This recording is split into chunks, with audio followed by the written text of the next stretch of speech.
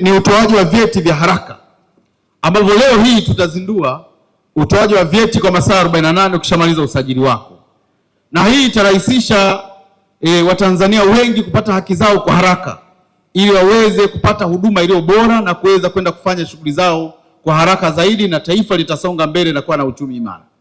Maanake bila nyaraka hizi, wakati mwingine kuna mirathi wanahitaji vyeti, kuna masuala mengine, kwa mfano ndoa wanahitaji vyeti, kuna wengine wanahitaji mtu kafariki anahitaji cheti ili akafungue mirathi.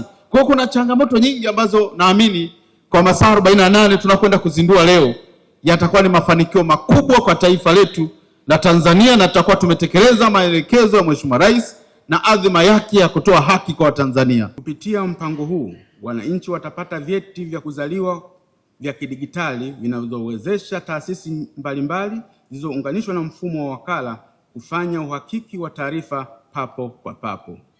Hii itarahisisha upatikanaji wa huduma, kuongeza usalama wa taarifa, kupunguza udanganyifu na kuondoa ucheleweshaji unaotokana na matumizi ya vyeti vya karatasi.